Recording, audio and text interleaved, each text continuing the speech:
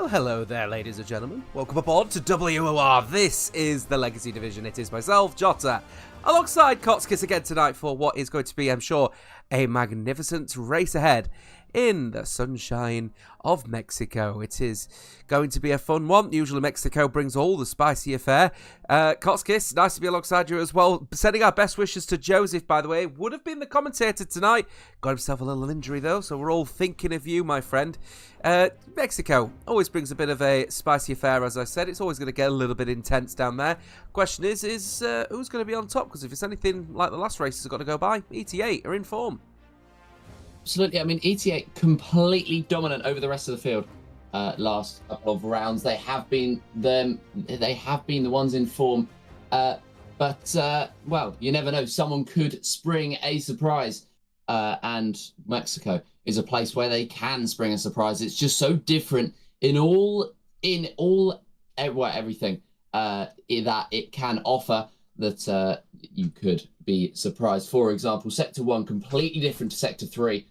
So different preparation styles means that someone new could spring to the fore. 534 points for the Bunga Racing team. Their points haul at the top continuing to diminish pretty rapidly. ET8 now in second place on 519. A magnificent showing last time out and in continuous form across the esports sphere at the moment, suggesting that suddenly the Bunga Racing team not the favourites for potentially winning this title later on in this championship.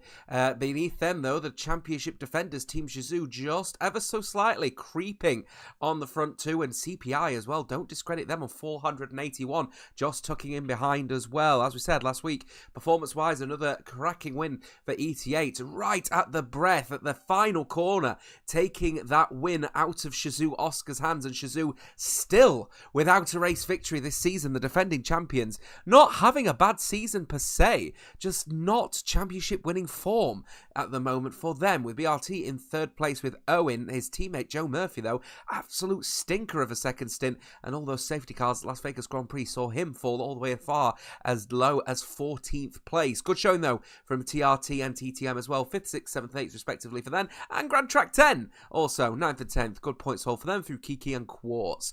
Taking a look at tonight then, this is what it's all going to be about then, with the grid penalties across the board at the moment is not as aggressive as what it was last week. Qualifying ban for Shizou through Cameron. A qualifying ban for Rappi for FRT as well. But FRT also having to serve a 10-place grid penalty as well for Coxby, who is unfortunately not going to, well, benefit very well from having to serve a 10-place grid penalty. He's going to have to serve that one pretty... Well, he's going to have to be towards the front as much as he can, really, if he wants to get any possibility of FRT getting points tonight. Joe Murphy looking to redeem himself for BRT tonight, as well as Lorenzino. Feely looking to replicate the form that GT10 brought last week in Las Vegas over to Mexico. And a big credit, of course, to the likes of Urpek and Jeslar for CPI. They're hoping to continue in the form for CPI, and the Cedar Phoenix Igniters looking fairly strong. So here we go then, going into the commentating booth of this Mexico Grand Prix, and here we are, everyone on the intermediate tyre at the moment, obviously just not looking to burn through too many tyres. As you can see, there it is, Cameron Dowds, Urpek and Rappi serving the qualifying ban as well. I'm not sure if we saw Urpek serving a QB on the screen earlier on, but he's not taking part in this qualifying either, so could be a little bit of a mixed bag for the CPI team as a result. But you know, come on then, you know, Kotskis, you've been a commentator around Mexico numerous times here as well. We've got to be expecting, you know, seriously close competition. Turn 1 is going to be extremely aggressive with a competition as close as this. Definitely. We should be expecting fireworks tonight, and that's not just those that cause the frame rate drops in the final sector. We should be seeing, well, fireworks, especially the likes of Turn 1. It's one of the longest runs down from the grid to Turn number 1 on the calendar. And so expect elbows out on lap 1, especially as everyone just gets aggressive. Everyone's jostling for position. And I mean, it wouldn't be entirely a surprise if we saw a lot of incidents going into Turn 1 where maybe people going too overzealous. I wouldn't also be surprised if there was a lot as well in Sector 3 of moves being attempted and, well, through the S's, which are just, they're so difficult to just get a track on. But I'm sure that we'll see some attempt it tonight. And yeah, I mean, it's a track that just opens itself up to. There are obvious overtaking opportunities. There are also the opportunities for gambled moves. And if I know anything about the Legacy Division by now, it's that a gambled move is often a move taken. So we should be seeing plenty of fireworks tonight. Yeah, gambled move typically in Legacy Division either sees you climbing up the standings so aggressively or sinking very quickly as well, because of the close competition of this championship. If you are new here, where have you been? It's been a pretty long season so far, still plenty out there to go actually. It gives us an opportunity while everyone's just getting ready to actually put the proper tyres on around here, as well as Philly has actually just managed to get back into their car. The calendar, of course, we are at Mexico right now. There it is, round 16. We have, of course, the Canadian Grand Prix in 2 weeks' time after this as well. We've got a week break in between, and that is a sprint race weekend as well, so that should be an absolute blinder.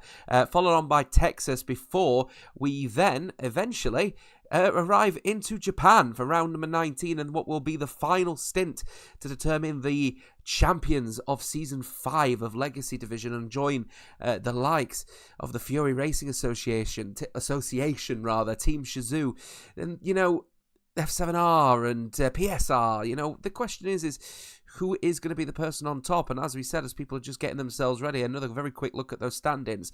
Any one of those top four are certainly in the ballpark of potentially being a champion. Will Team Shizou be the first double champion of this tournament, or are we going to see for the 5th time in a row a completely new champion? Well, it's looking as though ETA are going to have the opportunity to push for it. The form that they're in at the moment is just something to note, and something that they can be very proud of. If they can hold this up over the next 6 odd races to the end of the season, they should be in strong contention, especially with the form that BRT are in at the moment.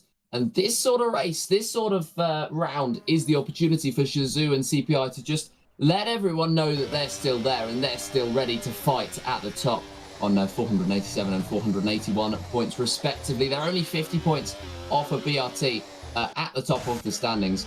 But you should be expecting that they're going to fight for this one. Even the likes of TTM, they will feel as though they've got something to prove. And they'll still try to fight as high as they can. And they'll still try and go as quickly as they possibly can in the next few rounds. And I think we could be seeing plenty of different drivers right up at the 4. Yeah, you mentioned TTM, actually, of course, a team that was at the top of the standings right at the start of the season and actually showed pace that could have been championship winning, but they fell off a cliff a little bit as we approached sort of the end of the first quarter of the season, as a result of sort of nestled in this no man's land between sort of 4th and 6th place in that solid 5th. But TTM are...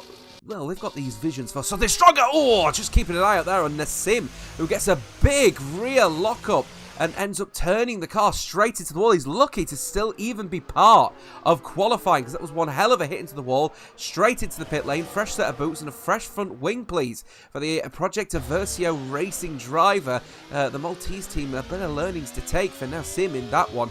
Keeping an eye out then on Lorenzinho while that event occurred as well. There's already drama kicking off with 9.5 minutes left in Q1. There's the first benchmark on the soft tyre. Lorenzinho GT10's 1:13.5.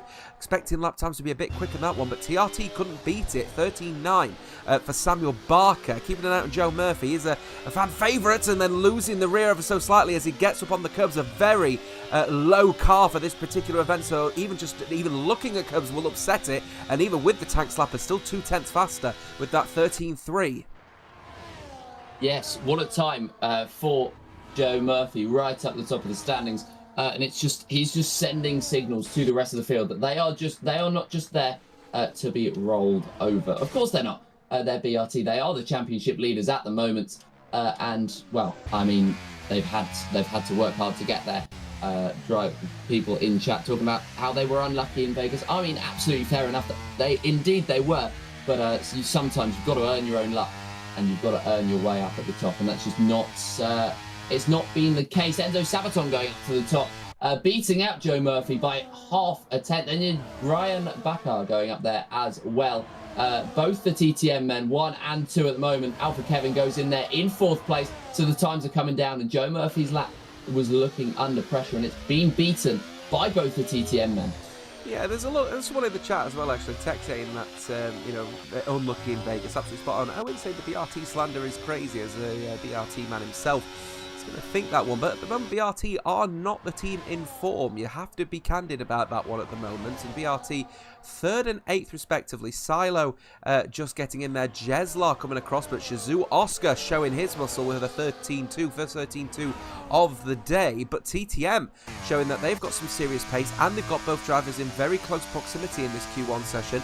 Is that potentially a precedent setter for the likes of the TTM men? That would be absolutely required at this point. It's Tony Reish, by the way, 12th place, TF10, man, Team TF10 in the Racing Bulls, hoping to just get a car close to the wall as he comes across the line right now, and he goes 3rd fastest and splits the TTM pairing, actually.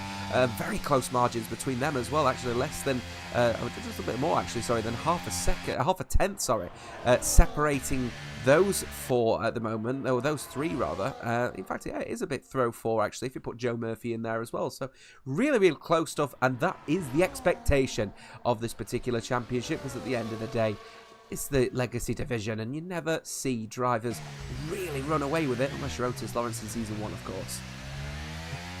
Well, I mean, Otis Lawrence, something special, and he's demonstrating that in F1 at eSports at the moment, so it's unsurprising that he was up there. But yeah, lots of these drivers very, very close together.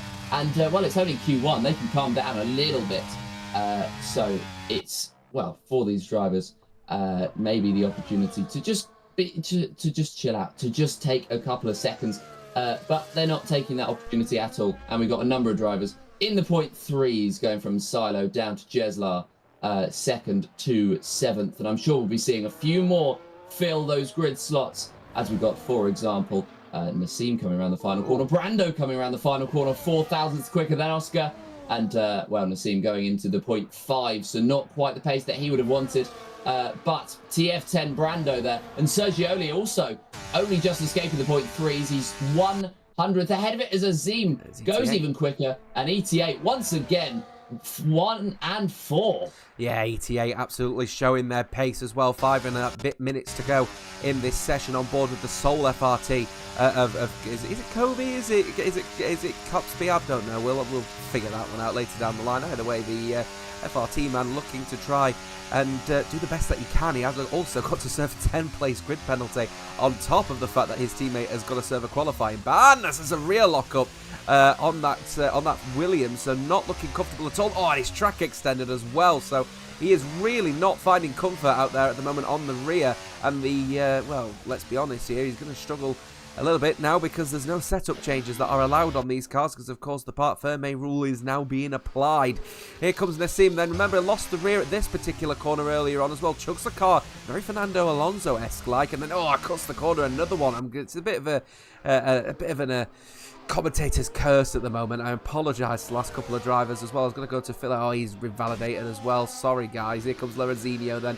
Is he going to cut the corner? Am I going to curse it for him? No, loses the rear, but manages to keep it nicely, but loses the apex at the final corner. And now he's also pitting as well, because he's not happy with his lap. Can you believe it?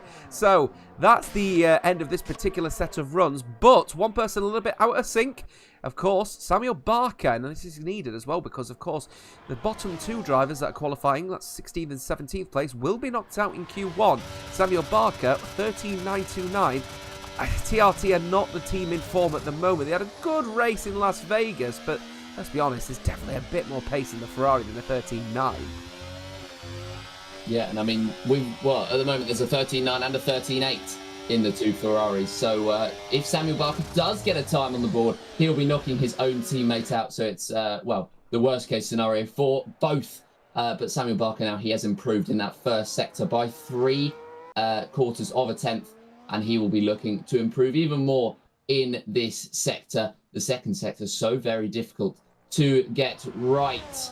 And you have to take it very, very different in these sorts of runs, as opposed to the race, which can catch some drivers out. I know it's caught myself out in the past, as we've seen now most of the drivers retire from this session Samuel Barker just coming around the final couple of corners, but he's invalidated. He invalidated onto the entry to the stadium section, and so he will have to go again if he wants to stay in this session. And if he, he's going to have to be very, very quick. They've got 3 minutes 18 left on the clock. Colby came out, and Samuel Barker will be looking to do exactly the same in just a couple of moments time. The top 7 have retired from the session. They think their times are quick enough, and I would agree. I think 13.3 should be pretty safe, especially when there's only 2 drivers going out. Yeah, the challenge here at the moment is the fact that Samuel Barker came out of sync with everyone else just to obviously get the one up on everyone. The challenge is that invalidating then going into the stadium section is a bit of a clumsy situation, that as well. It's not like you just accidentally crept over the line trying to find the limit. You're going into the corner. I think just track extended a little bit too much, actually. Kobe nearly making a mistake himself as well. Big thanks to Tyler, actually, in the chat, who just confirms that one. He's just looking to sort of get going here himself as well. 17.3 is well off the pace. Of course, he was at that lap time on the intermediate, so he's about to get going here as well. Nassim also not comfortable with his 13th place finish, but Joe Murphy retiring, he's happy with a 13.384. That will be as well, but Jeslar certainly could improve upon that one. Rayan also doing exactly the same thing. I think TTM are both probably safe as well. Kobe then, we're on board with the FRT man. Remember, serving a 10-place grid penalty.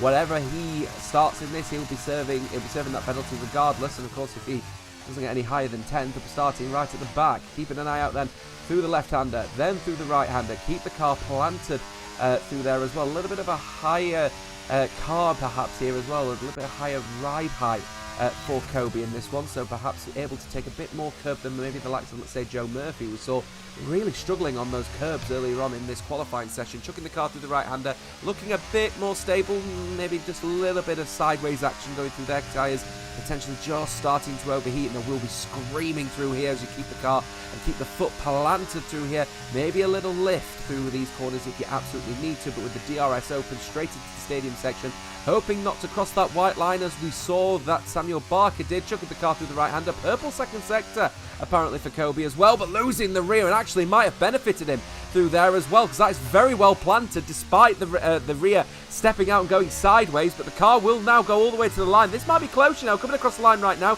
13.3 puts him through to Q2, and he might just be able to escape 20th place with lap times like that one. Yeah, I mean, if he's looking even further up, and if he's looking at the improvements that he's made, then that is a strong lap. He'll be very, very happy with that. Looking at the drivers heading through Sector 1 now, Philly has improved by 0.3 of a second, and so he is the one that's looking in prime position to get out of that battle at the bottom. Obviously, he is the driver at risk with a 13.6, at the moment, and he is the driver just on top of those knocked out at the moment. It's the 2 Ferraris, Andrea and Samuel Barker in the danger zone, and Philly looking to try to clear himself away. It's the EVE and the GT10 drivers who are looking to just stop that. They are currently 12th, 13th, 14th and 15th in a pattern as well, with EVE, GT10, EVE and then GT10 once again, 12th, 14th and then 13th, 15th. The checkered flag is waved. Across the line comes Nassim. He's pretty safe with a 13.3. Philly goes with a 13.2. He's very safe. Looking back now, Alpha Kevin's backed out of his lap. Lorenzinho is through the final sector. So is Andrea.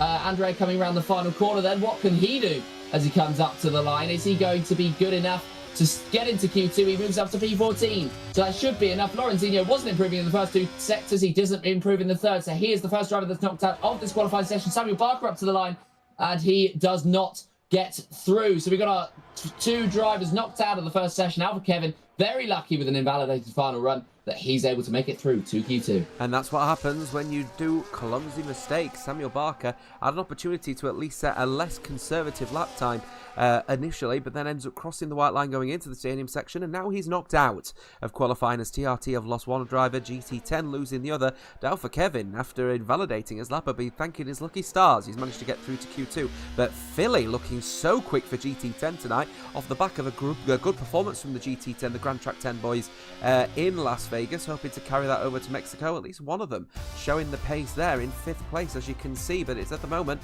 shouldn't be any surprise to hear at the moment, ET8 at the top of the standings from Brandu, Oscar, then Sergio from Philly, then Silo, and then Enzo Sabaton, get there in the end, with Tony Reich, Nassim and Kobe rounding out the top 10.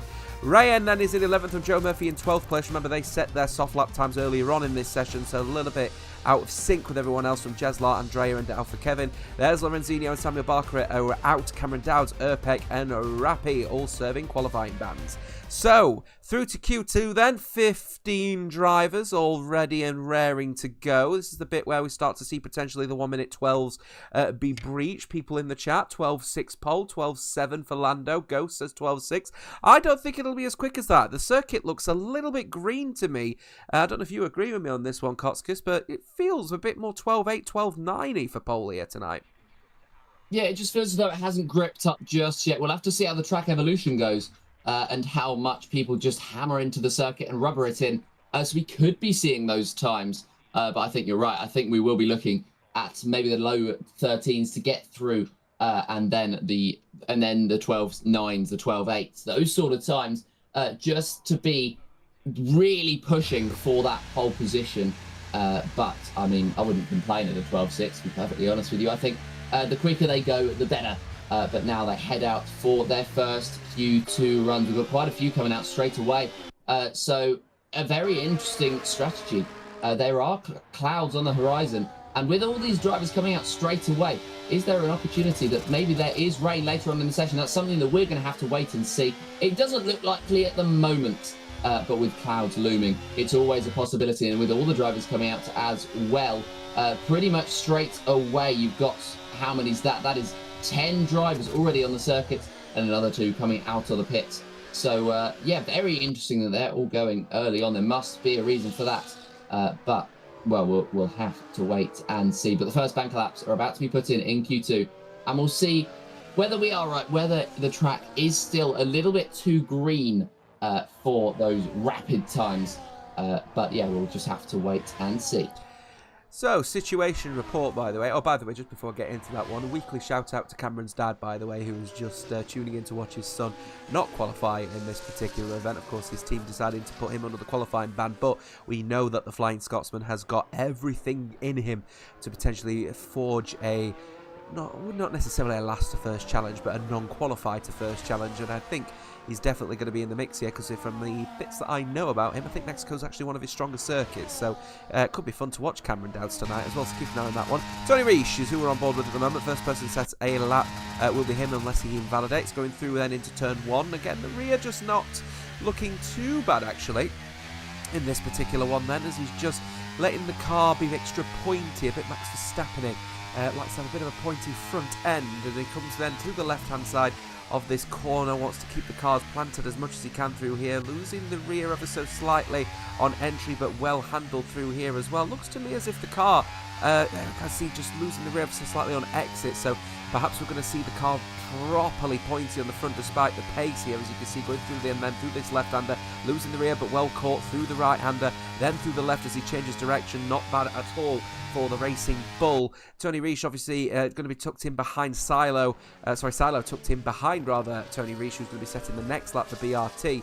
But it's all going to be about that initial pace here. I'm expecting we're going to be seeing 13.3s initially, because I would expect that these are probably going to be used sets of soft tyres. Here comes Tony Reich as he comes across the line right now. 13.8, well off the pace. Silo 13.9. So yes, definitely used sets of tyres at the moment here, as Joe Murphy goes fastest with a 13.7.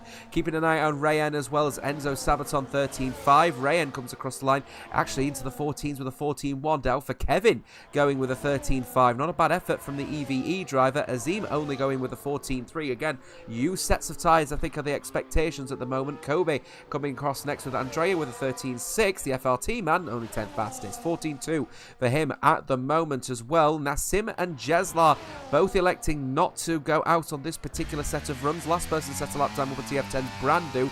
He'll be hoping to get somewhere near his teammate. We'll see then as he comes across the line right now. Look at that, sits right next to him. And then in typical TF10 fashion at the moment, both drivers hugging each other. 13 thousandths of a second, 3 thousandths of a second, sorry. Yeah, I mean, you've got a few of those teams going and doing those sorts of things. For example, TTM in the first qualifying session did exactly that. And at the moment, actually, their drivers are quite split. It's 6/10 between Enzo Sabaton and Rayan in 2nd and 11th, respectively. So, yeah, a few teams that could do that sort of thing. And TF10 at the moment demonstrating that they haven't got any bias towards either of their drivers. With Tony in 6th, Brando in 7th, just 3,000 separating the two. Looking as well at BLT, there's only 2/10 between Joe Murphy and Silo. Obviously, Joe Murphy will be the one that they prefer, if they are to prefer a driver this evening. Well, depending on the situation, if Silo does end up being right up the top, we could be seeing a little bit of team orders come into play. We could be seeing team orders, to be honest, come into play for pretty much everybody in this field. And, well, the first runs have been complete for everybody apart from Nassim and Jezlar. But Nassim is on an outlap at the moment, and he will be looking to set a time. He'll be looking, presumably, with a scrub set of soft tyres, he'll be looking to slot himself in the 13.5s, 13.6s, somewhere with a competitive lap time, just so he can get a banker on the board in case there's a mistake from somebody behind. He will start his lap, and we will see what he's able to do. His teammate currently sits on top at the moment with a 13.5, just a 10th and some, just a 100th, sorry, and some change ahead of Enzo Sabaton in 2nd. So, I mean, there's not much margin for error for these drivers, especially on their second runs. There's 9 minutes 30 left on the clock.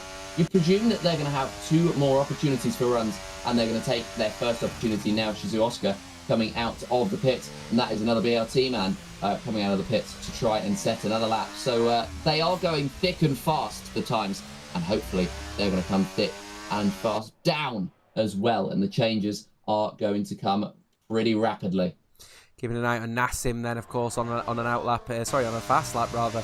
Other people now on outlaps, a little bit out of sync at the moment. Jezlar's decided to follow everyone else, in sync with everyone else, just decided not to run for the first run on the scrub set. I'm expecting a new set of softs potentially on now, but Nassim, I think, is definitely on a scrub set, looking at the colour of those soft tyres, chucking the car through the right-hander then, as he'll keep the car planted as close as he can to the curb, and with his initial lap time, goes second fastest with a 13.543 of his own. And EVE, take a screenshot, fellas. You're 1-2 at the moment in this qualifying session, which is just, it's kind of unheard of at the moment for the Project Versio team. They're a little team from Malta, and they're currently 1-2 in Q2. Fabulous. Yeah, who said they specialise in Assetto Corsa? As they sit 1-2 at the moment. Nassim just 2 thousandths ahead of Enzo Sabaton in 3rd place. You presume that those times are going to come down as Nassim out of sync with the rest of the field. And, well, times will come thick and fast. Everybody is out on a push lap. That is apart from Nassim, who will be coming into the pits, hopefully not getting in anyone's way. Obviously, with ghosting on, he won't physically get in anyone's way, but he can play mind games with, for example, the TF10 driver, who is just behind him on an out lap. Luckily, they're not on a real lap. Otherwise, he could be coming in danger. But Nassim will come into the pits on this lap, and he will probably drop down from P2 down the field, as now we have times that will be coming in very, very soon. Silo, for example, ending the first sector 2 tenths quicker.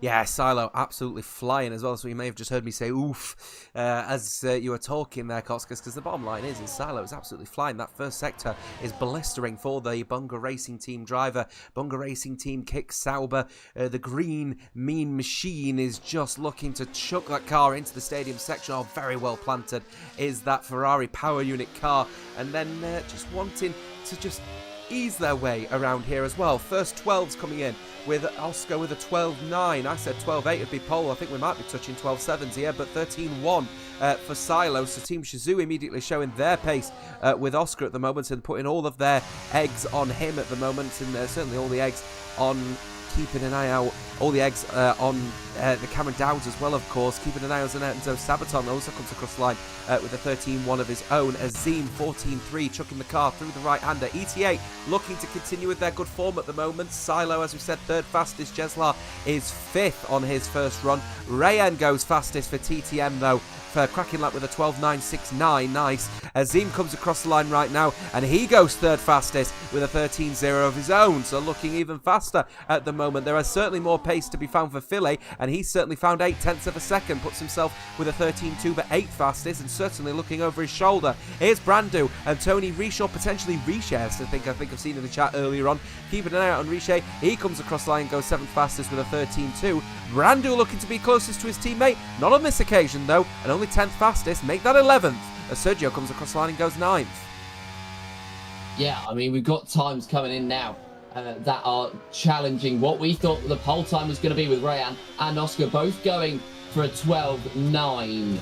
They are the only ones in the 12s at the moment, but you'd presume that as we head towards the end of this session with 5 minutes left on the clock, that they will not be the only ones. I'm sure we'll be getting at least 4 or 5 drivers into the 1 minute 12. So track has nicely rubbed in this Q2 session, and well, the times are looking promising with, at the moment, obviously Rayan and Oscar in the point 12s, if I can get my words out. But you look at it, TF10 Brando, who's currently at risk of going out, as that was, I believe, Joe Murphy going up 13.1 into 4th place.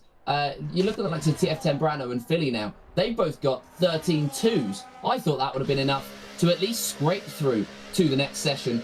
But if you look at it, the bankers on those fresh tyres, that's not even enough to be in, well, that's not even enough to be in at the moment as it stands. So they're going to have to go for another push lap. They're going to have to find some incredible time if they want to get through.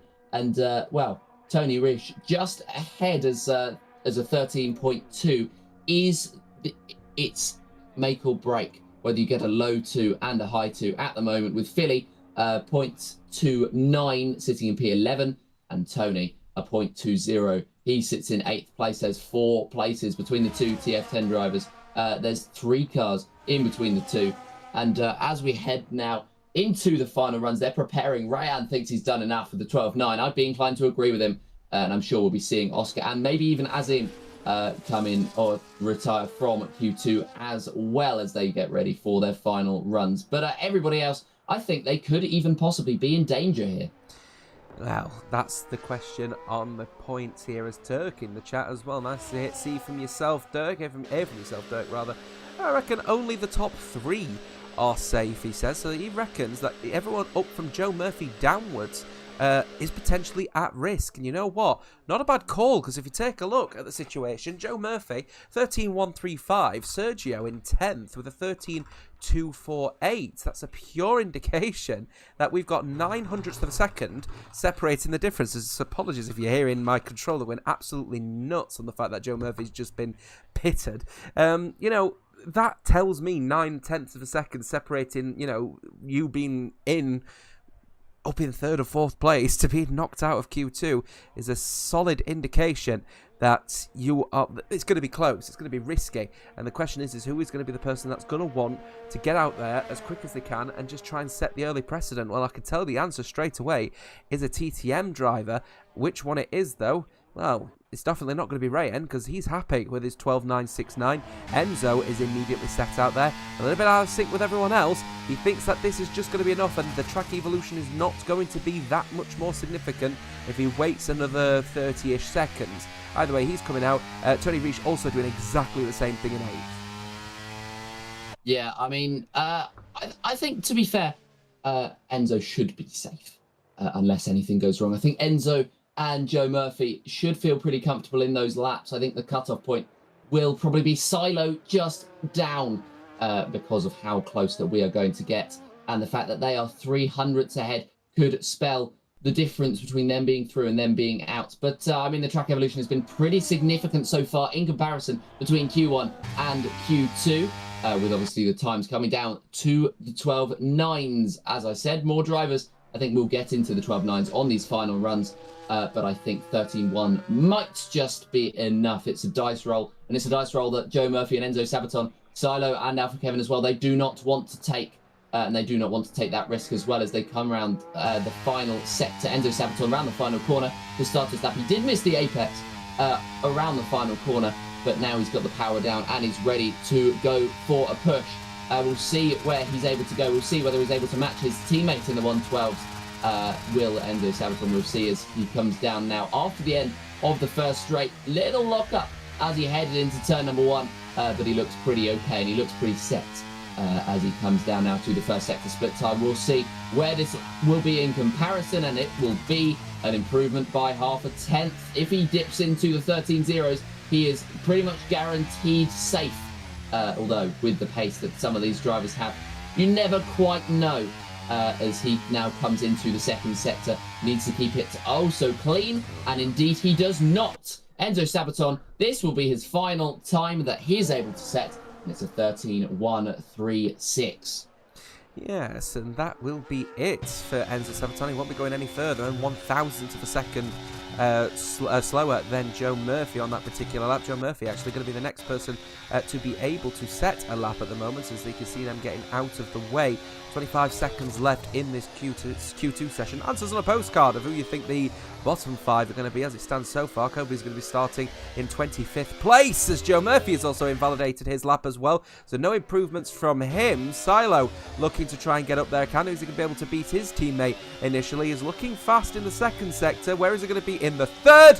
There he goes, third fastest with a 12.997 and into the 1 minute 12s for Silo in that particular lap. Cracking one. Here comes Alpha Kevin, 5th place. It's a good effort as well from Alpha Kevin. Nassim is still on a lap, believe it or not. He's just managed to come across the line and get there. Kobe goes 7th fastest. He's through to Q3 as it stands, unless people beat him. Jeslar beating him to 7th place at the moment. We know Enzo will be looking to try and set a lap and improve if he can. The question is how close is he going to be? Brandu comes across the line, goes 6th fastest. Enzo is out as it stands, and he's 73 thousandths down in the first sector. Tony Reich looking to improve, but Sergio is going to be next across the line as he comes across the line, and ET8 go to 9th fastest only for Sergio, and he's certainly going to be at risk. Kobe is at risk of potentially being knocked out, and he will be starting at the back of the grid if someone goes faster. That is the question. Joe Murphy is also going to be knocked out as it stands as well. Is his lap times going to be improving? The sector 2 split is miles away at the moment, and I think he is out, and he is out. Joe Murphy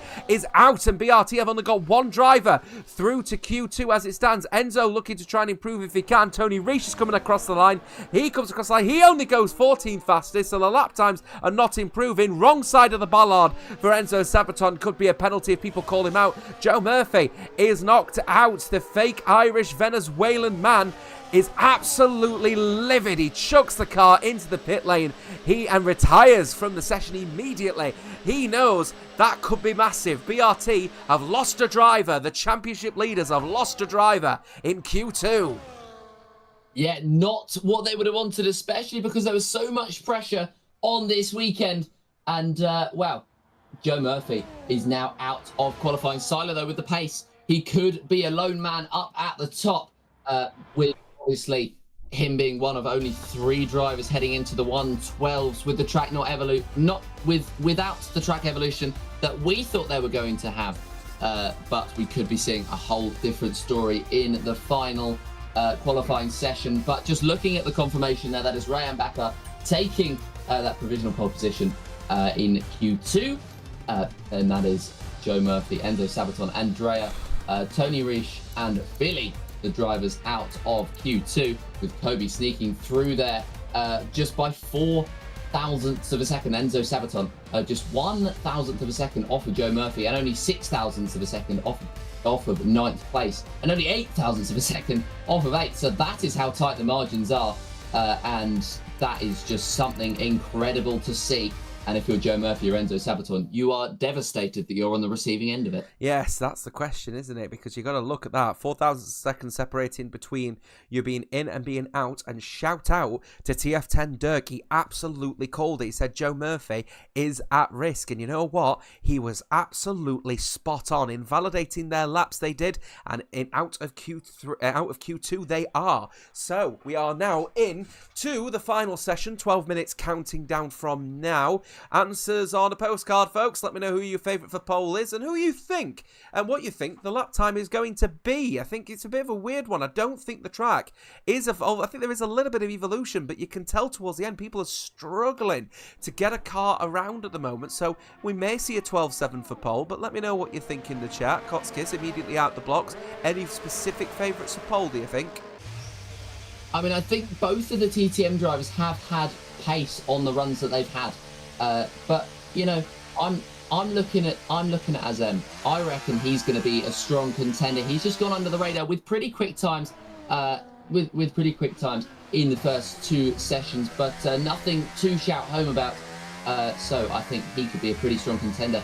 Both EVE drivers as well. They have been just so surprisingly quick so far in these sessions. I think they might have thrown all their eggs into the Mexican basket, and well, I think they could be on for a pretty strong qualifying session and a pretty strong weekend as well. Yes, I think that could be the call here as well. I'm waiting for people in the chat as well. All 110 of you tuning in as well tonight. Thank you very much to every single one of you tuning in. 110 during qualifying is brilliant and great stuff.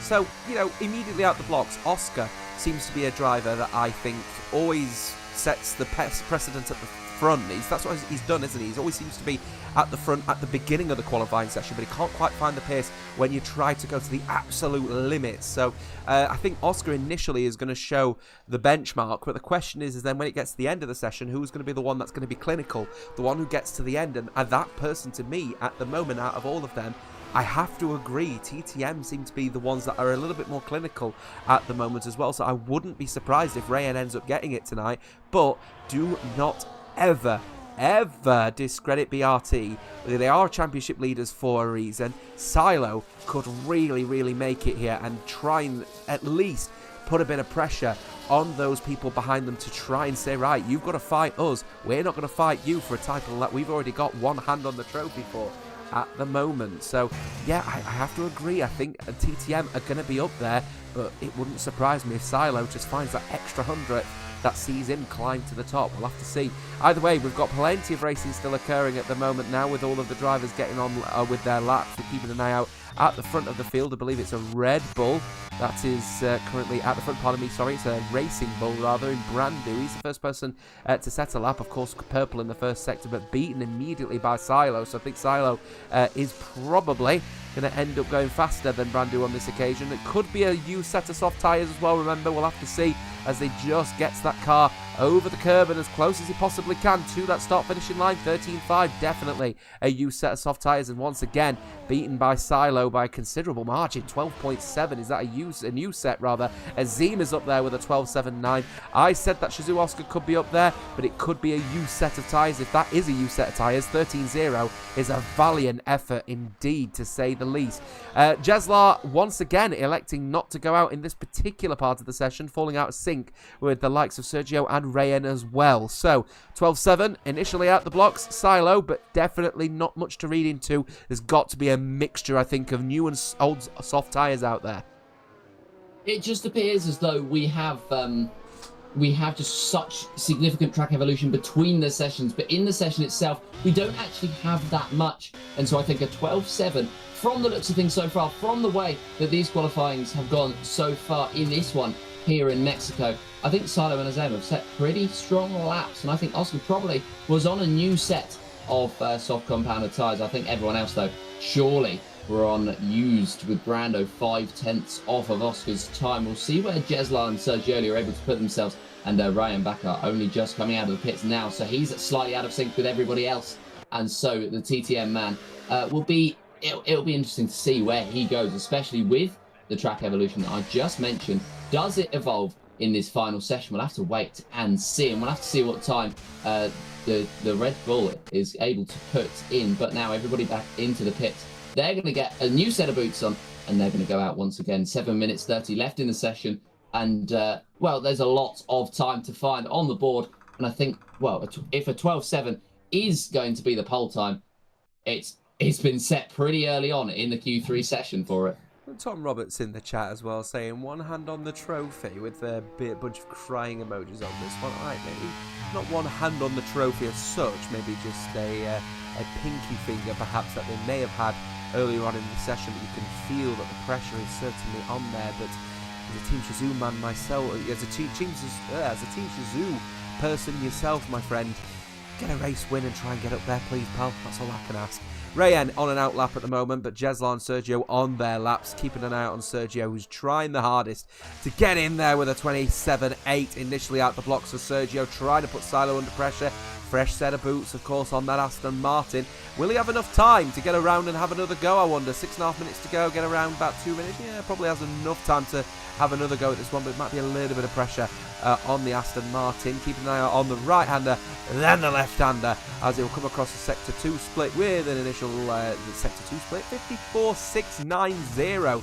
Chucking the car through the right-hander, then into the stadium section. The Aston Martin Mercedes looking to continue on with their good form at the moment. ET8 doing a valiant effort indeed to just really keep up that pressure on the front from BRT. The question is where's he going to put himself at the front? We'll see. P3 with a 12.9, just tucking in behind Azim, and immediately showing that they're going to put the pressure on the likes of Silo. Here's Jeslar, invalidated lap for the McLaren Mercedes CPI man. So we'll not be seeing a lap time on this occasion, but I have a feeling he's going to try and set it anyway to see where it would have been.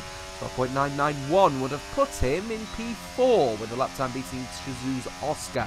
Rayan also on a lap, and it's also invalid. So the only one to set a lap time that was valid was Sergio. The other two drivers have put themselves under considerably more pressure. There's absolutely no possibility whatsoever of being able to set a lap time that is going to be at least comfortable if you've got this little time left in Q3. Yeah, indeed, and I think they're going to have to zip it as quickly as they can round to the pits. The pressure is on Jeslar and Rayan, particularly now, and the pressure is also on both the EVE drivers and Kobe as well. Don't forget, Kobe has a 10-place grid penalty that he will have to serve at some point. Well, he'll have to serve it at some point between qualifying and the race, you would presume, but he is going to have to serve it nonetheless. So he isn't fighting for this pole position here. Instead, what he's looking to fight for is he is looking to fight for pride. And he's looking to fight to go as high up the grid as he can. The highest he can go is P11 because he's got a 10-place grid penalty. And if you do the maths correctly, 1 minus 10 is 11. Someone as mathematically challenged as me is able to do that maths. That's quite impressive. But Brando now is improved by 0.2, and he's now got one corner to go. Big slide into the hairpin in the stadium section. And now he comes out. He won't be happy with this lap because it won't be up there in the 12s yet. And there's such high expectations. It's only just outside as he found 0.2 in that final sector, regardless of the slide. And he goes up and with a 13.0, just behind Shizu Oscar by 400th of a second. He is the only man now on track as he comes in for his in-lap. There's 4 minutes left in the session. They're all getting ready for their final runs. Yeah, Oscar obviously managed to set that lap time with a 13.0, but he then came in to the pit lane before he finished his last lap, and then Azem did exactly the same thing. So they're all diving into the pit lane, just getting the car back in the garage, fresh set of boots, fresh bit of fuel in, and having another go for this one. But that, of course, Brandu is out of sync with everyone else, so he's now going to have to just return to the pit lane as quickly as he possibly can, and hopefully, fingers crossed, he should have enough time without needing to burn through some of his soft tyres. He's got a little bit of understeer actually in that front wing going through there. I wonder if it's perhaps he just didn't turn the wheel enough, I'm not sure, but it looks to me as if he's going for the extremely low downforce setup potentially on that Team TF10 Racing Bull. Question is then, on a postcard, folks, what's the pole position lap going to be? People were saying 12.7, maybe a 12.6. I said it'd be a 12.8, but that's immediately broken, of course, by Salo and Azima, both managed to set 12.7, so we're definitely in the ballpark of what we would have expected from these drivers. Remember, the best drivers in the world looking to try and earn a big pot of the prize pool money for this championship. Ryan leaving the pit lane to get started with his final lap, leaving a little bit earlier to give himself a little bit of a margin, I suspect, Kotskis. Yes, I think so. I think, well, he's been pretty much out of sync this entire session. And Ryan coming out now, going for an out lap as we have got both the EVE drivers out now. Incredible pressure on all three of them. Incredible pressure on Kobe and Jeslar as well to set good times. We'll have to wait and see what they do. As always, the pressure is rising. The heat is also rising. It'll be incredibly hot here. It is the highest circuit on the Formula One calendar, and it's the highest circuit on the world calendar as well.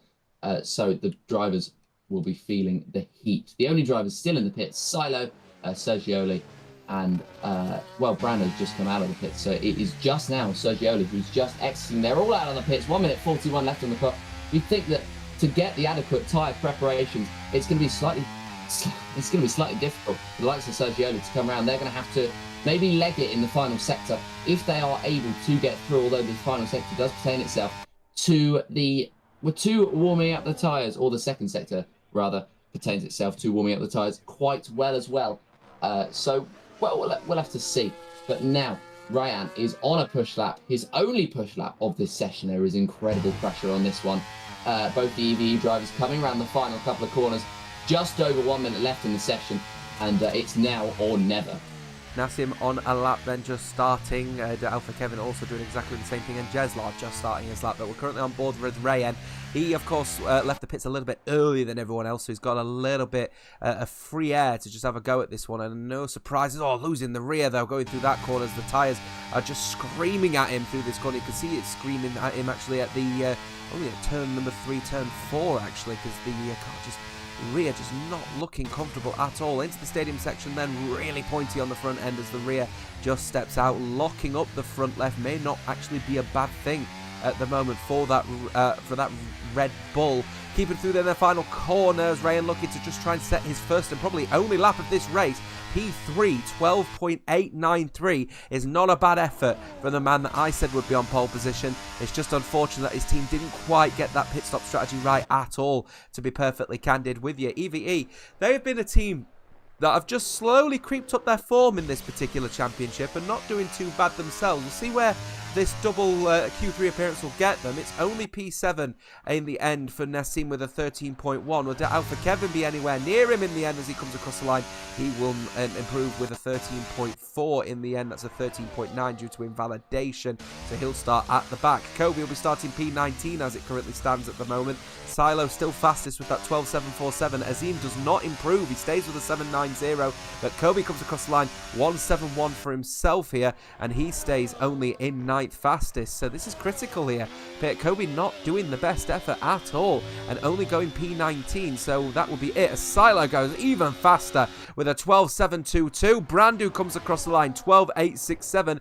Rayan will not be improving. He is done in this one as Sergio comes across the line with a 12.788. I did say if it weren't going to be TTM, it was going to be Silo, but 66 thousandths of a second and 68 thousandths of a second separating you from pole position. ET8 get a 2-3, but they're beaten by the championship leaders themselves in Silo. Yeah, I mean, there was so much pressure on Silo in this Q3 session because he was not supported by Joe Murphy. There will still be a lot of pressure on Silo heading into the race start. But obviously he's got the two ET8 drivers flanking him as well in 2 and 3, and they'll be trying to put as much pressure as they can on him into turn number 1. But we will have to wait and see. But the front row for Sergioli is successful, and it's a successful qualifying session for the two ET8 drivers. It was the one actually who looked slower throughout qualifying who was able to put in a faster lap. Sergioli going 2 thousandths quicker, just running through the top 10 quickly. Silo taking pole position with Sergioli in second. Then it's Azim, Brando, and then Rayan Bakar in the top 5. Jeslar, Oscar, and then Nassim, Kobe, and Alpha Kevin. And obviously Kobe will take a 10-place grid penalty. So it's going to be the two Aversio drivers, 8th and 9th. But there we go. That is the end of what looked to be an incredibly close qualifying session. And well, the times were they were slower than we thought they were going to be. They were quicker than what we thought they were going to be. Yeah. They were slower than what chat thought that was going to be. So in the end, pretty good qualifying session. Yeah, pretty good in the end, and I think the drivers are in the ballpark of probably what they expected, if not a little bit slower. I think 12.6, 12.7s certainly were going to be on the cards, but the bottom line is that the track evolution did eventually kick in, but people still not finding the most amount of comfort out on circuit. Before we go for a break, quick reminder of the standings then going into this race. Bunga Racing Team leading the way, 534 points from ET8's 519. Team Shazoo, 487, the championship winners of last season. Remember, they are absolutely still within a touch. They just need to finally get that first race win this season. CPI 481, TTM 368. Tatum Racing Team, the Italian outfit, with 265. Team TF10 breathing down their necks on 252. Future Racing Team on 180. Remember, one serving a qualifying ban, the other will be starting in 19th after taking a 10-place grid penalty. Project Diversio Racing, they are really starting to find their feet. The question is will they be able to close down the gap to the likes of the Future Racing Team and get P8 off their hands? Novus Racing Team, the team that started this season and then handed the Haas keys over to Grand Track 10. Grand Track 10 themselves not doing a bad effort. They will eventually get off of the foot of the table before we get, I think, to the end of this third quarter of the season. So that's it. We will be taking a short break before we get going for this race. We're going to get the ghosting on, get a new lobby set up, and get everyone switched into their positions after the grid penalties are applied. We'll be back in just a few short moments for what will be an exciting Mexican Grand Prix. Don't go away.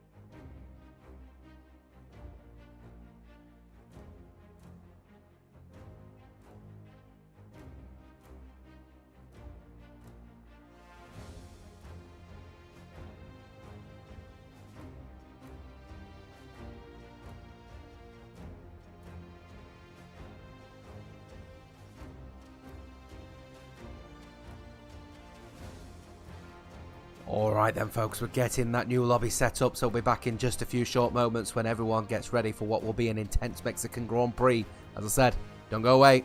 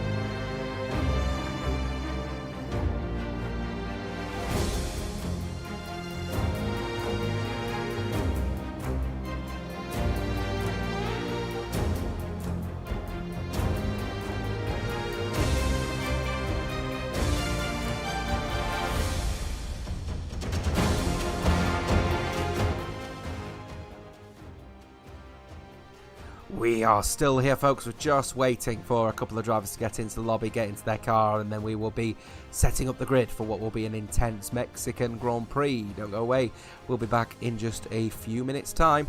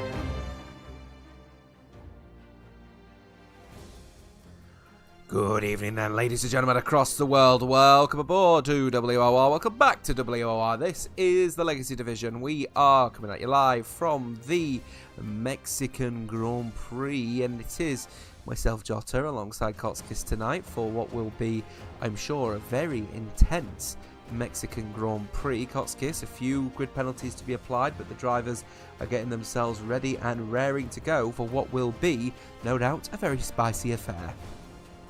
Definitely. I mean, some of the drivers who are down at the bottom are drivers who you'd expect to have the pace, at least, to go up right to the top. You'd think of the likes of Cameron Downs. You think of the likes of Kobe, who ended up qualifying in Q3. So he put on a pretty decent show right up there. So there's a few drivers who will be able to stamp their authority on this race. And of course, if you remember, if you look back to the last race of the regular WOR season of Console Tier 1, you've got Cameron Dowds, who came back from 19th on the grid to take victory in the final round of that season, of season 19. Obviously, season 20 just around the corner for Console Tier 1. So keep an eye out for that. But World will continue all the way through, and well, just keep sticking around. We've got 104 of you watching right now, so thank you very much for your support. As we are ready now to just get going. We've got a couple of minutes to go before lights out. I'm very excited for this one, though. Yeah, it should be an absolute blinder, to say the least, as well. So all the drivers are getting themselves, ready and raring to go.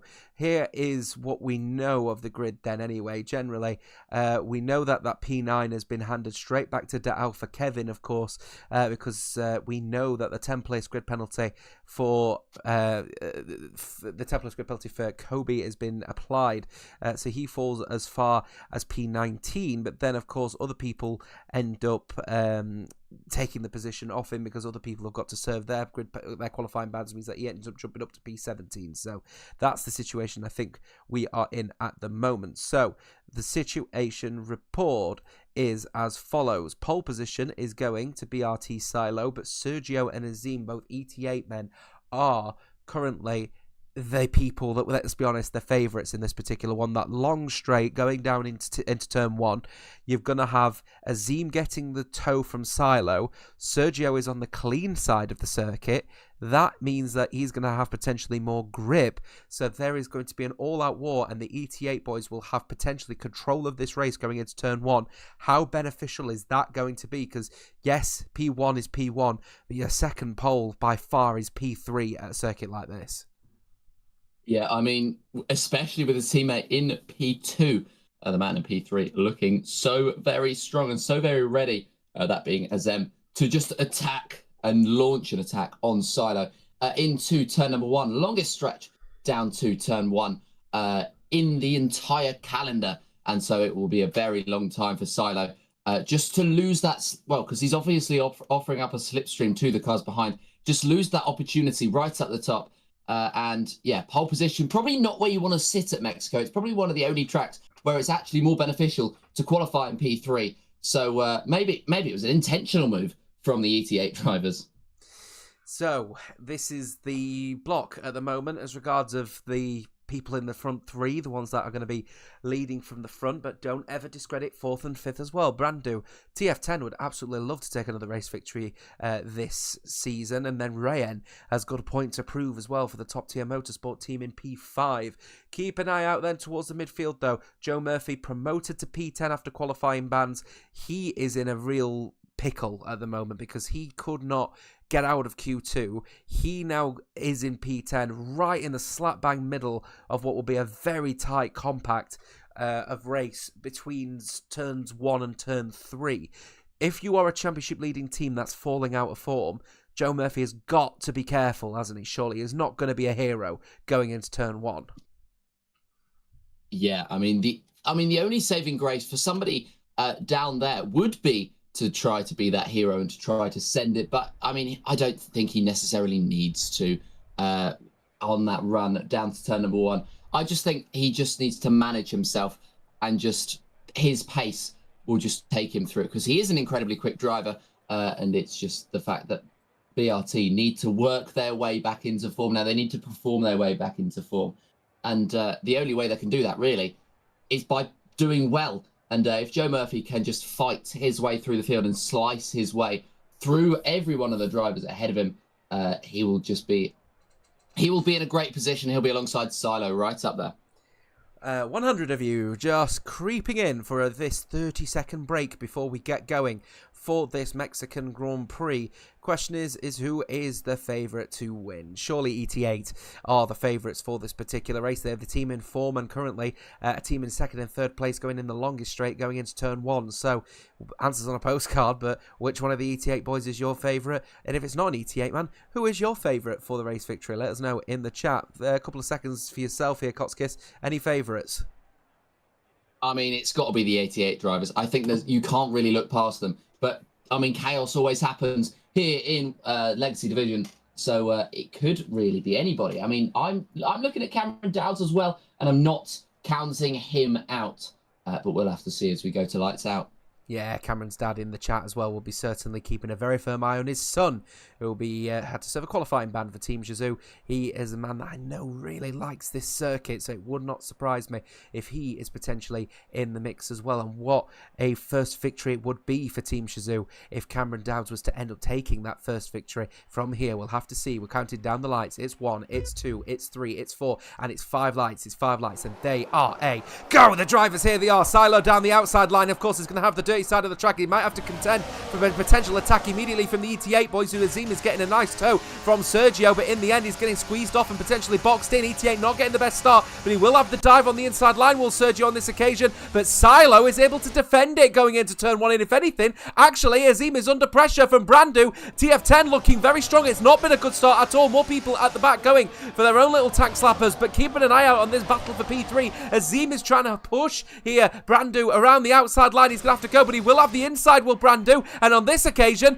Brandu is not going to benefit, so he will hold off from the attack here. ET8 have just been able to hold on to their 2-3, not what we expected at this race start.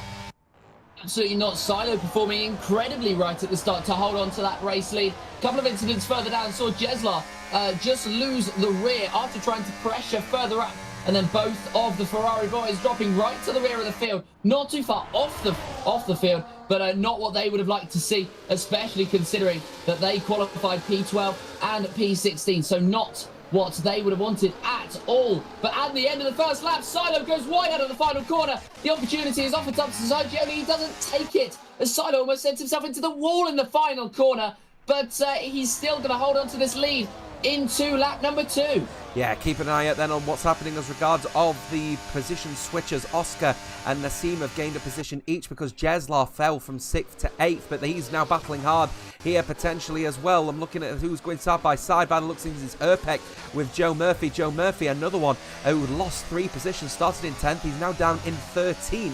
And Kobe, what a start from him. The FR team man serving that 10-place grid penalty from 17th, now up to 5th. Up 5 positions, up to 12th rather, sorry, as Cameron Dow's trying to get a little bit of a move on Urpek, but getting a switchback at a corner that you wouldn't usually go for. Is he going to put it there? Oh, very close. Urpek completely shutting the door on the Flying Scotsman. He started in 20th. It is a last to first challenge for the Flying Scotsman. Already up 5. Yeah, great start for Cameron Dow's, great start for Urpek, and great start for Kobe. Great start as well for Tony Riche, who's moved up into P9 from P13. He's just taking the opportunities of some of those drivers who have been fighting, just like Endo, Sabaton and Alpha Kevin, both going off of the circuit, with Sabaton just taking that inside line. Alpha Kevin trying to search for it down the inside in the stadium section, unable to take that move. Kobe just behind them, waiting for a mistake and waiting for an opportunity to pounce, but he's going to have to wait for at least another straight. DRS will be available for all of the drivers. They are line astern, the top 5 for how much longer? Azim following Sergioli through. Sergioli breaking that slipstream actually to Silo, but the 288 drivers still sitting behind in 2 and 3 at the moment. They're looking pretty comfortable, and if they're able to make a move, you'd think that it would be double trouble. You'd think that both Sergioli and Azim will try to get past Silo in one fell swoop. What a fabulous race start it's been from Silo, to be fair. We've immediately chucked him off camera. We have to be candid. We were both just saying this is just not going to be possible here for Silo. Both of the ET8 boys surely going to get the jump on him and then effectively run the race between themselves, but it's just not to be for Sergio and Azim, as Silo has been able to hold on for a very good amount of time now at the lead of this race. Rayan trying to close down the gap on Brandu. Top 5 remaining exactly where they qualified, but Oscar and Nassim, as I said, gaining that position on Jeslar. Tony Riche, as he said, making a really good inroad on up 4 positions from 13th to 9th overall for Team TF10. But the big loser by a mile at the moment is Andrea, 12th where he started, now down at the foot of the table in 20th place. Lap 4 of 36 as Azim sets the fastest lap of this race, beaten then by Enzo Sabaton, but that indicates straight away ET8 have decided it's time to push the button. Sergio takes the lead of this race from Silo. Azim takes the position straight out of Silo as well. Silo relegated to 3rd, and ET8 have won a 1-2. And it looks like the top 3 have the measure over the rest of the field. Brando 6/10ths off, and Silo just a tenth off of Azim in this battle for the top 3 at the moment. There was a noticeable gap as they headed into turn 1. It's actually been closed down by Brando, so pretty good job by him, as Azim, I believe, is trying to hold off the BRT man so Sergio can break free. We saw this a couple of weeks ago in Miami. We're seeing it once again with just holding up after holding up. Azim now breaking a second to the top, as all the drivers behind just jostling, trying to get past Azim.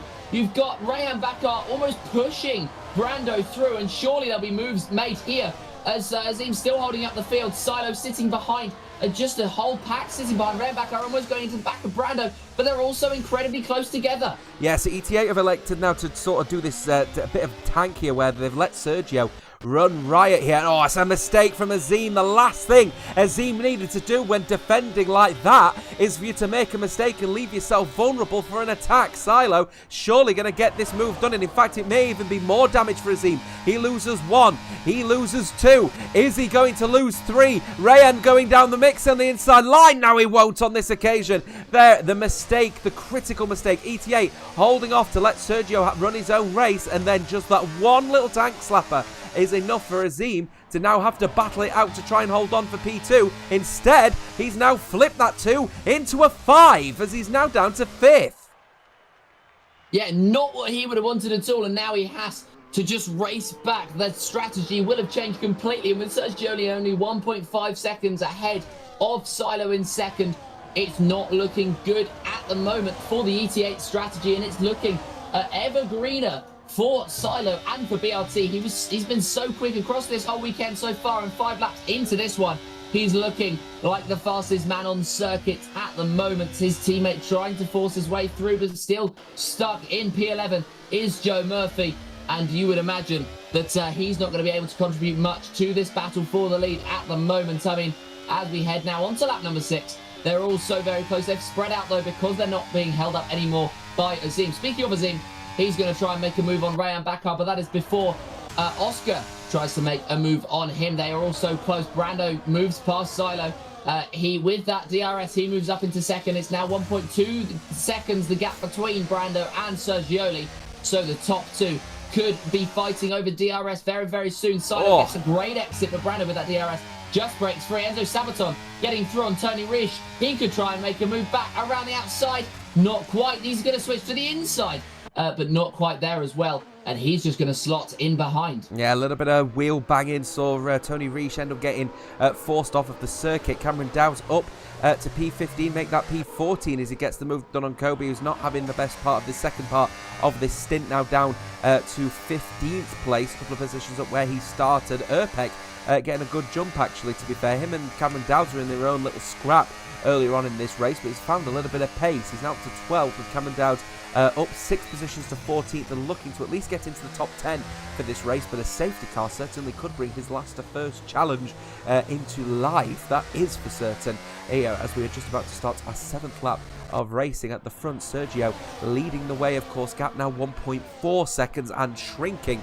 with Brando and Silo, of course, exchanging positions left, right and centre thanks to the DRS that is available on the back wing, just opening indeed. And they're looking towards the midfielder Zine, back in 5th place and still just suffering as a result of that one mistake at the final corner, and now he ends up having to battle to try and get an ET8 1-2. Was it within the strategy call to sacrifice Azim, or was that mistake critical for this potential strategy? I have to argue the latter, to be honest with you. EVE, by the way, 7th and 10th at the moment. Project Aversio really earning some points here tonight as it stands. Nassim just needs to hold on within this DRS train.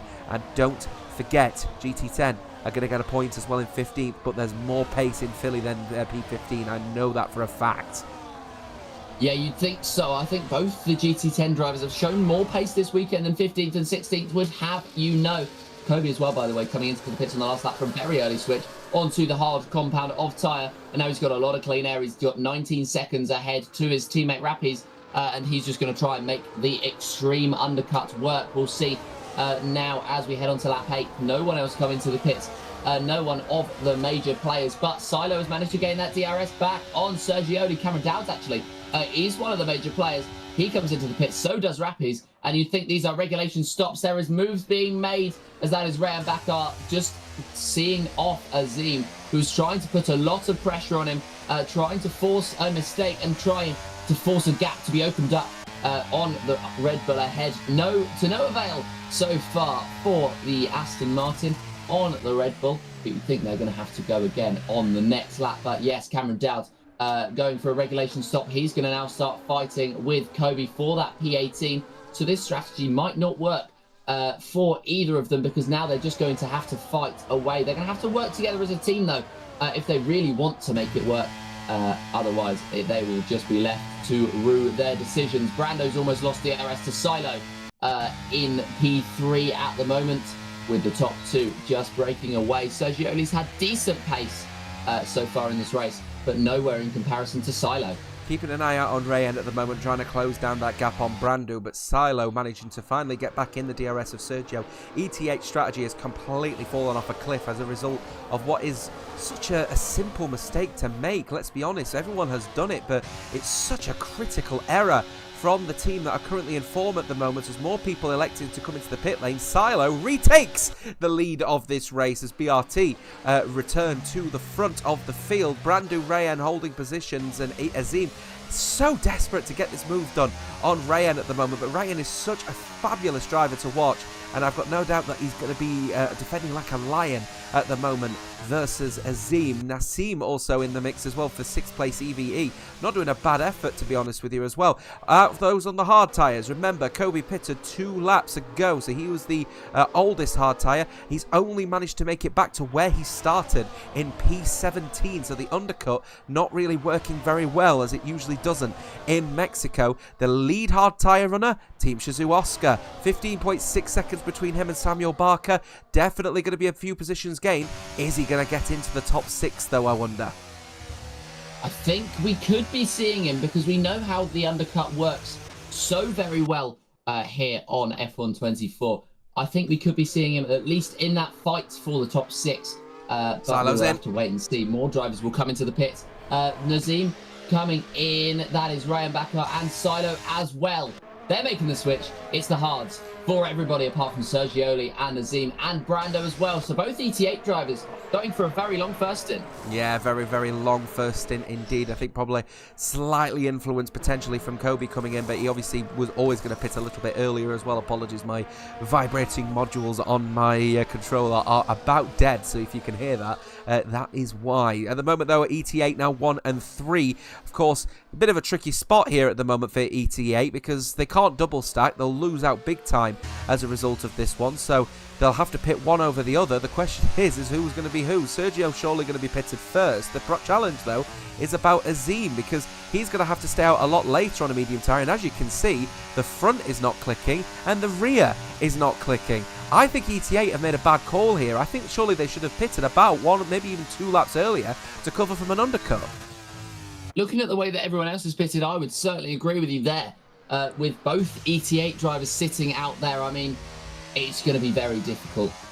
We'll see who comes into the pits as they round the final corner. Sergioli comes in, Brando comes in, Azim stays out. So the strategy is so very interesting. We'll see how it works out. But surely he can't take those mediums on for too much longer, as now we will see where Sergioli and Brando come out in relation to the rest of the field. Has the overcut worked for Brando and Sergioli? The answer will be very, very soon. Joe Murphy, the first driver to pick up a penalty, 3-second time penalty for multiple warnings. As here comes Silo going past Brando. There's a few actually going past with Enzo Sabaton getting past Shazoo. Oscar gets past Brando and Sergioli as well. It's absolute carnage into turn number 1. It could be 3 wide, but that is Enzo Sabaton leading away. As who's that being taken out? That was both the TF10 drivers taking each other out. And the TF10 cap will be devastated. Yeah, Team TF10, the broken rule 1 of racing, don't crash into your teammate, and both of them have got into a spin. And Tony Reich has got horrendous damage on 2-lap old hard tyres. His race is absolutely done for. So TF10, plenty of learnings to find for ET8 and their strategists at the moment. They have absolutely bottled the strategy here, deciding to leave out 1 lap later, and then they've realised Azim has to stay out because, of course, they're going to end up double stacking. I think Azim's going to come out very low down. I'm expecting...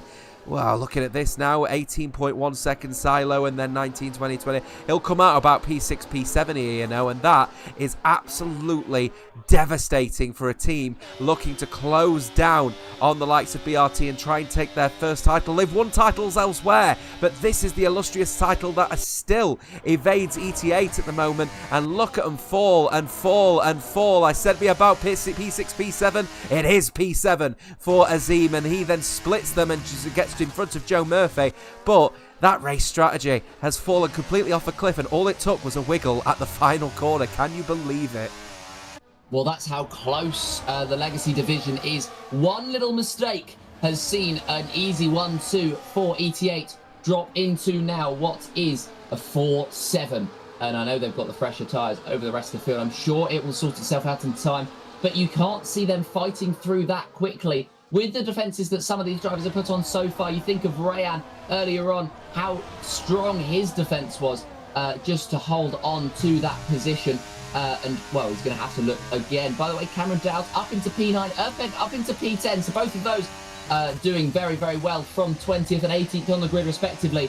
And so they'll continue to try to fight back up, and they'll continue just to have that pace. You'd think that they're going to fight forward, following Joe Murphy through. And look who it is, Joe Murphy and Cameron Dowd both together on the circuit as fastest laps are being put in. The times are quicker than ever, and well, the battle for the lead will continue. Enzo Sabaton closing in on the other BRT man of Silo. He looks to the inside of turn number 1. He takes that lead, but Silo breaking so incredibly late. There's contact between himself and Enzo Sabaton. Sabaton could be under pressure here from Shazoo. Oscar, indeed he is. He loses P2.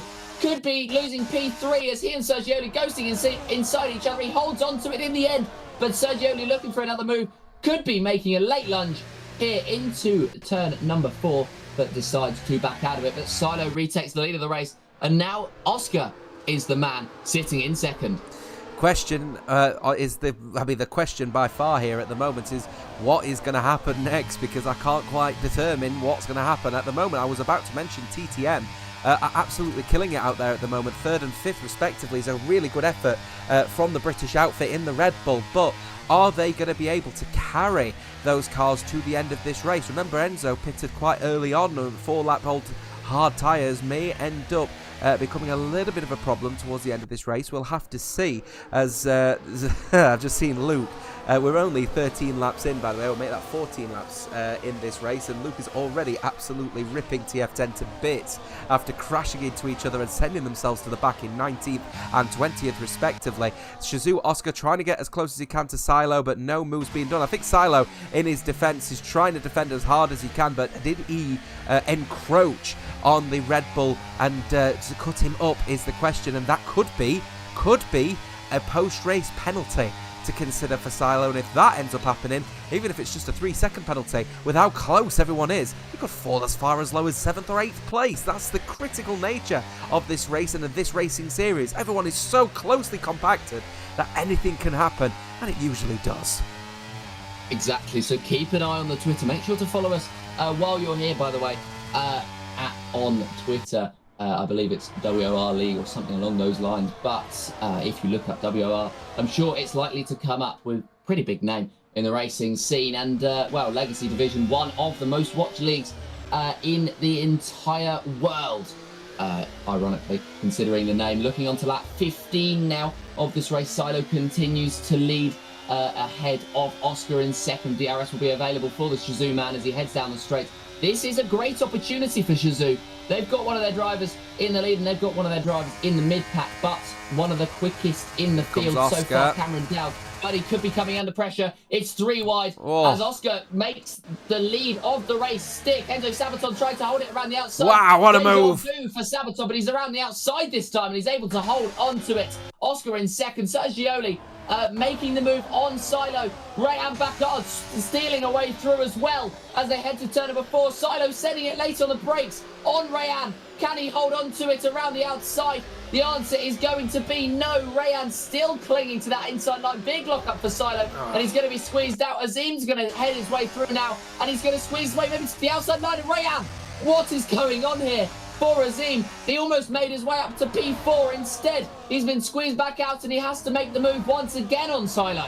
Yeah, Silo now bound down in P5, losing 4 positions in just 1 lap at the moment shows the complexity of this race as people elect to decide what are they going to do with their race. Is there going to be 2 stops, I wonder? I'm not sure about that one, but certainly it's all a real mixed bag and anything can happen, as I said, and it usually does. The leader of this race is now far off of the podium, and Enzo Sabaton leads the race for the Top Tier Motorsport racing team in 4th place. Ray and his teammates. Sergio now back up to 3rd, when said Azim is in 6th. We said that they may have bottled this strap, but the race pace on the hard tyres for the ET8 boys at the moment is actually pretty immaculate, and suddenly they are really right back in there. The question is, though, it's this man, Oscar. Will Shazoo take finally, after on the 16th time of asking, their first race victory, the championship winners last season? Will they take their first race victory of the season? That is the question. They're in the mix. Yeah, and I mean, they got so very close last time. And could it be that they're still so close, but with no cigar this time around? We're on lap 16, so they're all to be decided. At the moment, though, TTM, the team looking in the best position. Enzo Sabaton leading the race. Ryan Bakar sitting in P4. And then you got to 2 BRT drivers, 5th and 7th. Obviously, Silo was leading, but he dropped all the way down to P5 with Joe Murphy sitting in P7. Again, as I was trying to say on the last lap, Shazoo Oscar in a great position. Shazoo in general in a great position. Oscar, great track position and great pace. Cameron Dowd down in P10, but great pace as well. So he's going to try and continue to cycle his way through the field, although he has been sitting in P10 while Urpek has made his way up to P8. Could be seeing another switch for the lead here. Could be seeing a 4 wide moment. Here we go then. Oscar around the outside. Inside Sabaton squeezed into the middle. Oscar's going to hold on to it, but Sergioli with the exit going to try to take it. It's going to be a drag race, and it's going to be another 3 wide moment. Sabaton, Sergioli, Oscar, who's later on the brakes? It's going to be Shazoo's Oscar who holds on to this one. He continues to lead. Sergioli sitting in P2. This is incredible racing action we've got around the Autodromo Road. and Shazoo Oscar is at the head of it. Oh, it's absolutely unbelievable at the moment what's happening out there as Oscar is trying his hardest to now take the lead of this race. He gets that, and now he's going to try and take the win for the first time, as I said, for Team Shazoo. But Enzo, Sergio, Silo, Rayen, Azim and BRT's Joe Murphy will be very happy to stay within the mix. So don't discredit Urpek as well, of course, in this one. But let's be candid. Look at the top 7. Or out of the top 7, 3 of them are from different teams. And then, of course, you've got to consider Oscar, the sole Shazoo man at the moment. Cameron Dowd is halfway there. He's up to 10th now, as well as the Flying Scotsman, as he tries to close down the gap on those in front. Are we going to see another little bit of a frenzy for P1 here? As Oscar, is he going to get overtaken? Potentially 1, maybe 2 wide as they go straight into turn 1. They are 3 wide going into turn 1 as Sergio gets the move done. And ET8 are now back in the lead of this race. TTM squeezing the driver, looking to take the first victory for the season in Oscar. P3 for him in the end now, with Silo staying in P4, Rayen staying in P5, and Azim closing down the gap. But remember, Joe Murphy trying to close down that gap with the likes of Azim. He's got that 3-second time penalty at the moment. They're banging wheels, potentially going to lose the control of the car if they battle too hard here. In the end, going off wide. Oh, it's another 3-second penalty for Joe Murphy. Battling too hard, 6 seconds. I think that's his race done and dusted. You'd think it would be, but apparently that 3-second was removable. That was said on lap 11. It is now lap 18, and you'd think that it's less likely to be removable. So Joe Murphy now will just be trying to fight for Silo and trying to get him as high as he possibly can, just so BRT can maybe try to have a stranglehold, try to cling on to that lead in the championship.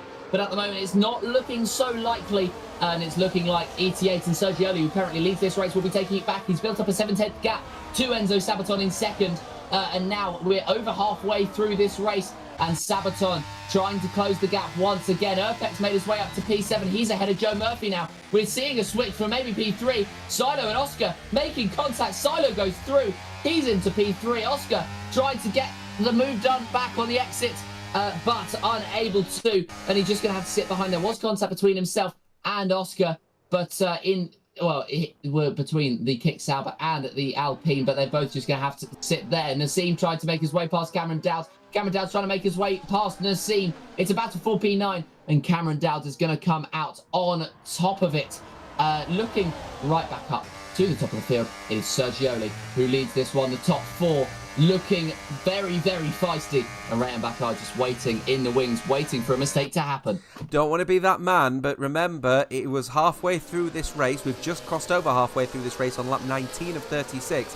Cameron Dowd has just crossed halfway through to P1 from the last place position. Don't discredit this man. I think there's potentially a top 5 finish at the very minimum here for Cameron Dowd, and that could be a really, really important point for Team Shazoo in their battle to try and take the title for the second time in a row in WOR Legacy Division. Keep an eye out then at the front here, as we've got Azim trying to make a move on Rayen. We've got people at the front potentially getting into a move. Shut the door. Sergio will do, but here comes Azim around their side. Oh, again to a collision though, into the back of Shazoo's Oscar. Has he got damage from that one? I'm not sure. Might have just got away with it, but he has been caught up as a result of that one. Urpek could apply the pressure. Is he going to go for the dive down the inside line? He certainly will do. Well, Urpek, and the CPI man's going to put the pressure. He's going to have to go around the outside, but he'll maybe get squeezed off. Will he get squeezed off? He certainly will, and he'll have to hold on for P7 in the end. Azim, once again, just losing the rear and just getting into a slight collision, and those little mistakes are costing him big time. Yeah, with how close this field is, little mistakes will cost you big time. And at the moment, Azim just dropping now to P6. And his qualifying pace hasn't translated over to the race. As yellow flags out, Tony has retired in the pits, so we shouldn't be seeing any sort of safety car. But we've got 2 packs developing here. We've got the top pack that is down to P14, and then you've got 15 to 19, and there's quite a large gap, 5.7 seconds between them. Sergioli continues to lead on onto lap 21 of this Grand Prix, but DRS will be open for Enzo Sabaton behind. DRS will for everybody down to Lorenzino behind him. Would you believe it? And now we head down the straight. Sergioli's going to get swarmed. Sabaton around the outside. Silo trying to look to... Oh, Sabaton trying to hold the inside, with Silo trying to hold the outside. But Sergioli managing to hold on to it. It's another DRS straight, though, with Sabaton trying to close in on Sergioli. Is he able to make this move? He's going to certainly try to pressure him. not going to make this move, but a lock-up from Sergio could open up the opportunity. Who is that making a send?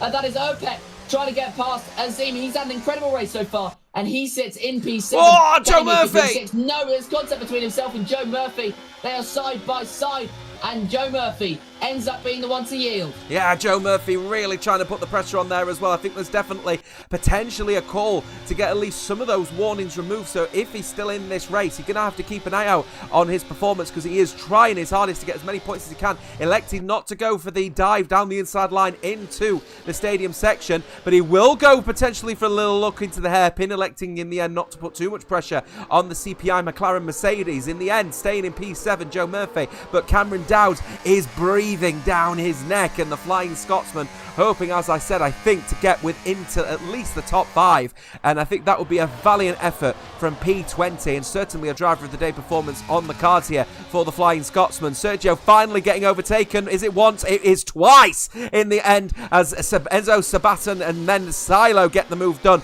and TTM now retake the lead of this race. It is TTM from BRT, from ET8, from Shazoo, from TTM, from ET8, from CPI in the top 7 at the moment as they continue on with their the front. I have to say, it has been incredibly close, but in fairness to the drivers, they've kept it as clean as they possibly can. A few hiccups here and there, but it's not been too bad in terms of racecraft, and it's exactly the kind of racing that we like from the best drivers in the world in World Online Racing Legacy Division. I know, this racing is absolutely incredible, and you get the sense with 14 laps to go, it's not even over, would you believe it? As we will have more racing action to come over the next 14 laps. Enzo Sabaton has tried to build a gap over the last lap, but you know what happens at Mexico. That double dose of DRS absolutely ruins it. And for Sabaton, he built up a 7/10 gap. I wouldn't be surprised if Silo tries to go for a move here. That is how much advantage it gives you. But Silo closing in the gap. DRS is now open as they head down the main straight, and there we go. It's 3/10, it's 2/10, it's 1/10, it's maybe the inside line, not quite. There is a send though coming from Azim on Rayan Bakar, and he gets that move done. Uppbeat making his way through as well on Rayan Bakar, and that could be Joe Murphy as well going through. Rayan just getting squeezed wide, and that really cost him. He's now down to P8, and he's going to have to pick up the pieces. Oh, Cameron Dowd's around the outside line then of Rayan making the move here. Could squeeze him out here a little bit. Joe Murphy struggling a little bit, actually getting boxed in is Rayan. This could be P8 for Cameron Dowd, and it certainly is going to be P8. I don't think Rayan is going to hold on. He gives up the position. The Flying Scotsman is flying. He's up 12 positions with as many laps to go. He's going to be absolutely flying towards the top 5 here. What a drive it certainly has been from the Team Shazoo man, and what an asset he is to the Scottish team. To Alpha Kevin, 3-second penalty for his troubles. That's for track extension and track warnings, as we see more people getting up close and personal. Enzo's managed to find a gap of about 6/10. We know that that's a defendable margin between him and second place. The question is, are the others going to get as close to Silo, and is he actually going to be looking at more of a defence? No, he's getting even closer. He's had a great exit out of the final corner as the BRT man. Is he finally going to be able to retake the lead of this race that he's been holding on for so long? He's going to have to go around the outside to do it. Sergio also in the mix as well as they go for a double move. Sergio electing not to battle too hard, get into a collision. Oscar, and then the Aston Martin of Azim, and Uppbeat has welcomed himself into this battle as well, because all the drivers getting into their own little scraps. Azim holds on then in the end for P6, but then you've got Uppbeat who's trying his hardest to go around the outside to have the inside. There's been a collision involving Silo. Enzo retakes the lead of this race somehow. Silo in second. Uppbeat is trying his hardest to put pressure on the Shazoo man. Is the CPI man going to come out on top? No, it's a better exit from the Team Shazoo man. He's into P4. He's going to have to hold on. He's pushing him around the final sector. Absolutely blistering stuff from the CPI man, and in the end electing not to put too much pressure on himself. If anything, he's under pressure from Azim. Is he going to go for the dive going into the stadium section? He's certainly putting under pressure, but he doesn't go for the move, and the door is firmly shut in his face. This is incredible racing that we have here around Mexico, and it's only set to continue because we've got 12 more, almost 11 more beautiful laps, and that was Azim almost down the inside of Uppbeat. Uppbeat, by the way, he is up into P5. An incredible race from P18 on the grid.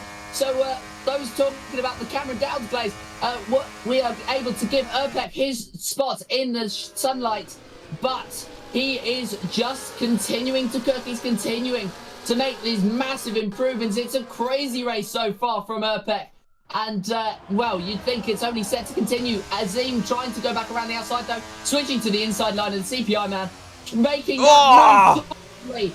This is incredible stuff. How are they able to fit 6 cars into this small gap? Who knows? But Azim's still going side by side with Uppbeat trying to squeeze him out.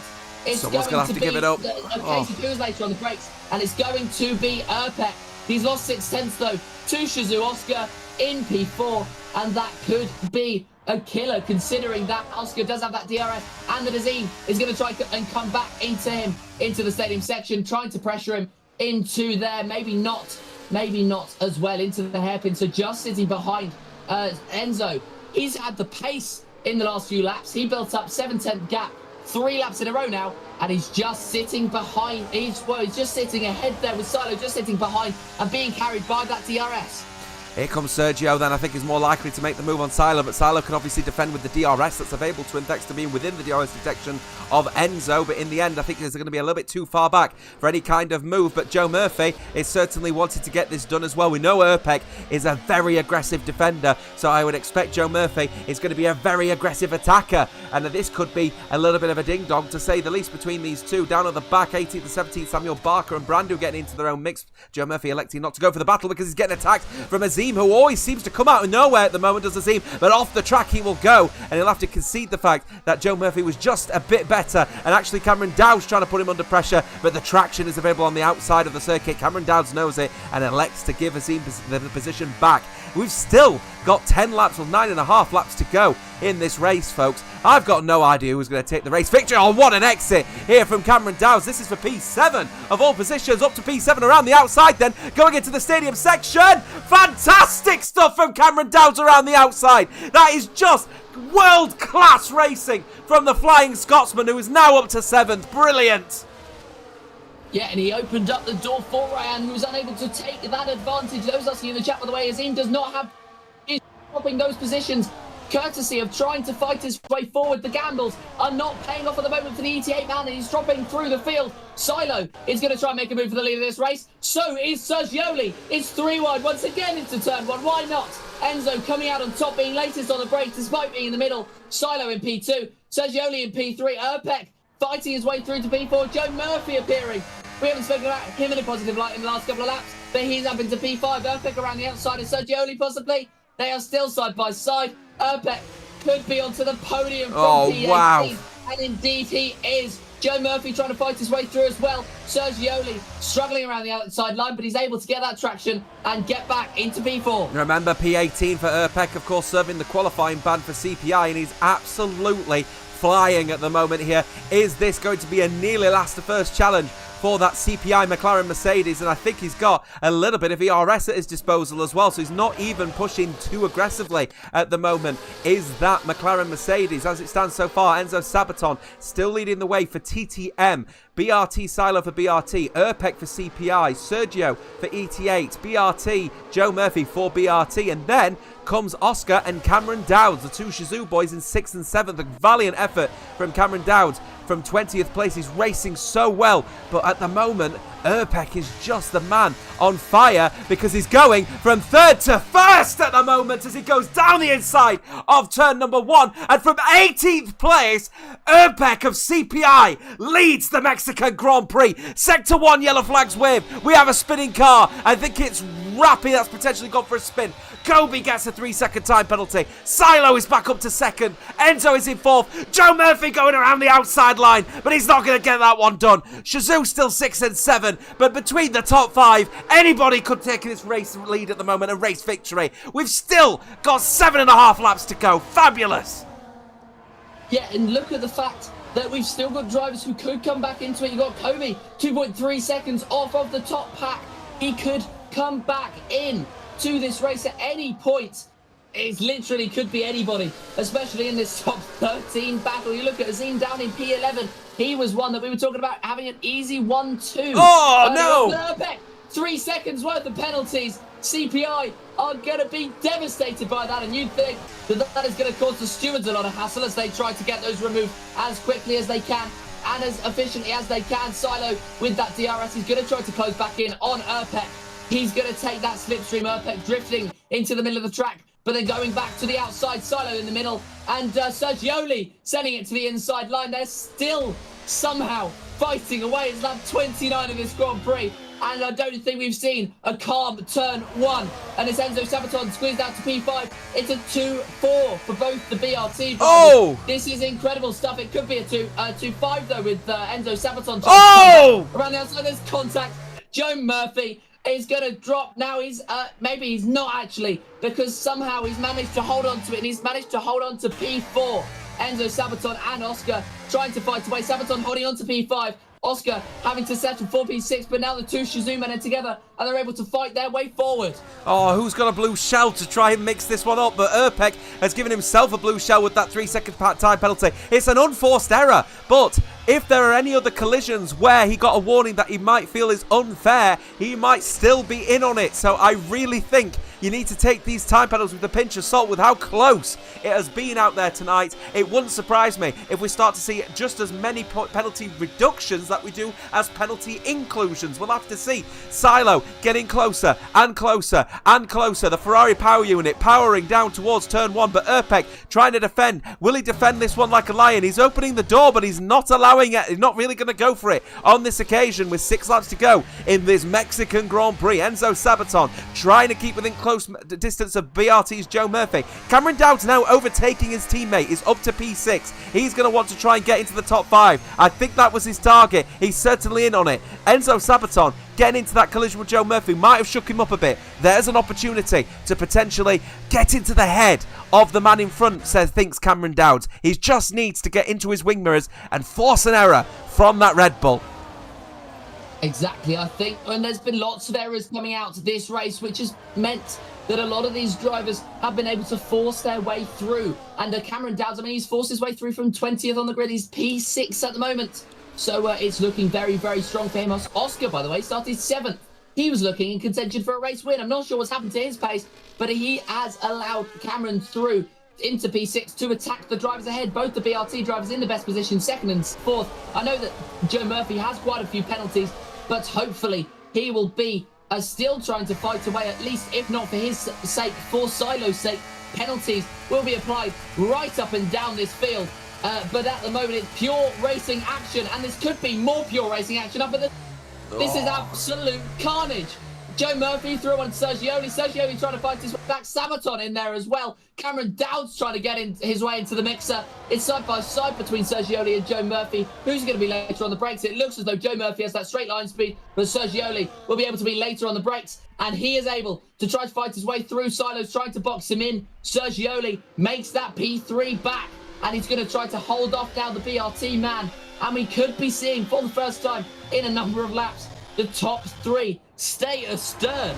Yeah, this is really critical now. Of course, Uppbeat needs to find around about 6/10 if he wants to stay comfortable in the lead of this race. Remember, 3-second time penalty on his head will see him tumble, but could there be time penalty reductions at the end of this one? Keep an eye out on our Twitter feed at WOR League _. Give us a follow and you'll see the latest updates that we have from the Legacy Division, as well, of course, from all our other tiers of racing on Formula 1 2024.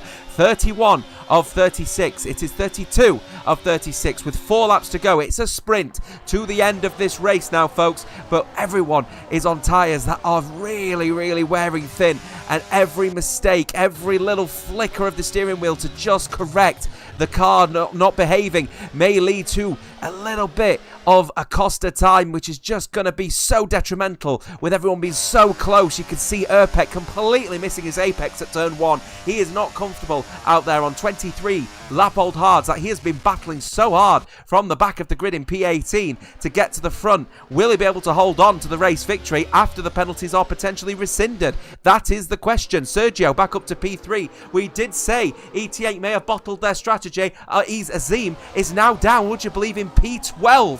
Oscar, 3-second time penalty for his troubles. More penalties coming in thick and fast at the moment. Cameron Dowd still holding on for P6. P5 is a lucrative position for someone who started in P20. Is he going to go for the dive? going into the stadium section. He will not. He's going to be more careful than that one. He's got a more wise head than me, certainly, as the Flying Scotsman. He's now staying in P6. Urpek still leading the way. 6/10 of a second he has found. Will he be able to hold off rather, from Silo, who will have the tow, who will have the DRS, and have perhaps a little bit of electrical energy in that Ferrari power unit, taking him down all the way to turn 1. He's going to get closer and closer and closer. Is he going to go for the dive going into turn 1? No, they begin their little train now. Here we go to the end of this race. He knows Silo, he's in the best position. Why would you ruin that opportunity, he thinks. BRT are probably, let's be candid, the favourites, unless Sergio wants to spoil that party, and Silo is forced into making a move on Urpek as a result of Sergio looking for it, and has actually caught Urpek a little bit on the rear wheel, and that may just invite other people into the mix. There's Enzo trying to get in the mix on Sergio. This is what it's all about. Second place will try and stay back behind first, but third or fourth will be happy to get in there. This is racing at its absolute finest.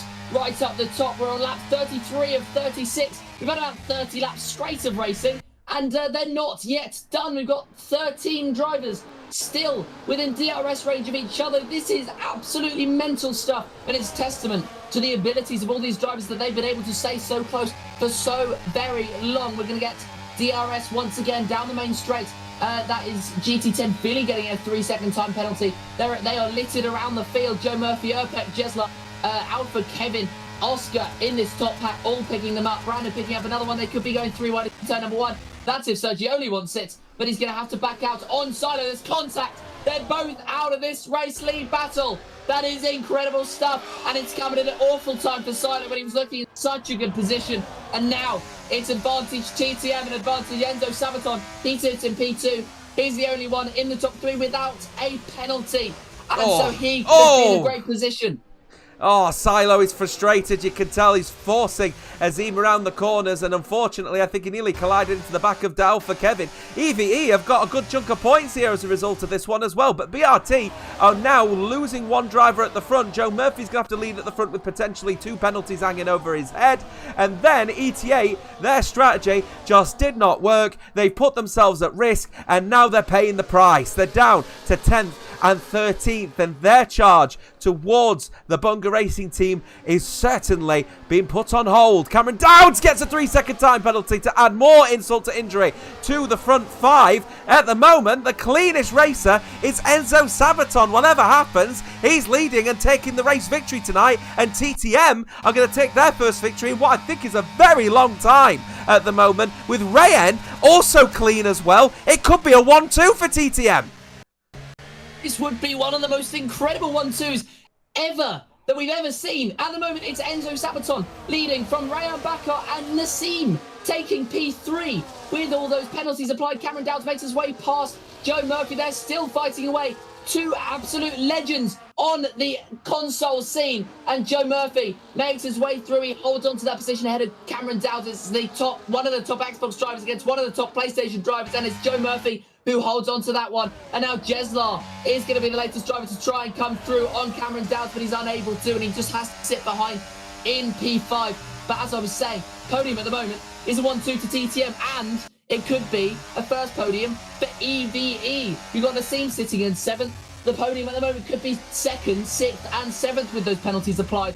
We head on now to the final lap of this race. Urpek has driven incredibly well to get up into this P1, but it all could go so wrong for him with that 3-second time penalty applied. Enzo Sabaton will get his last dose of double DRS, and we will see whether he is going to win this one on track. Going to try as he heads to the inside line. He gets through on Urpek into P1. Is he able to hold on to this one? He's going to have one more stretch of DRS to go, and that would suggest yes.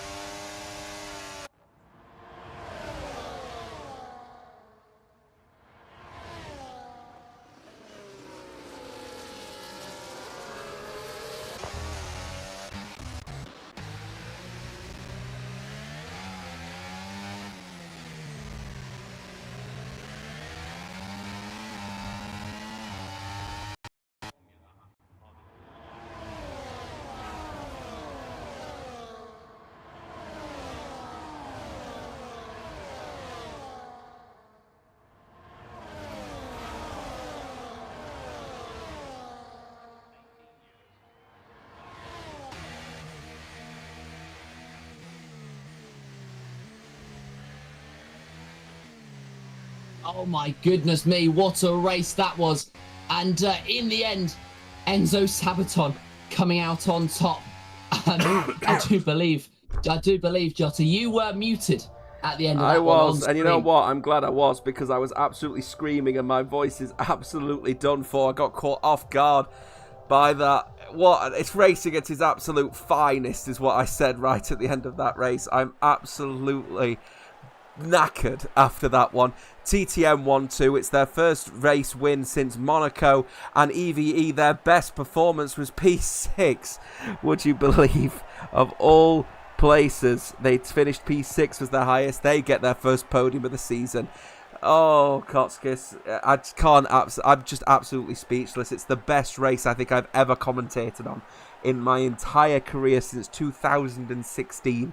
I am absolutely flabbergasted. What a race. Mexico always brings the spice in the drivers in Formula One.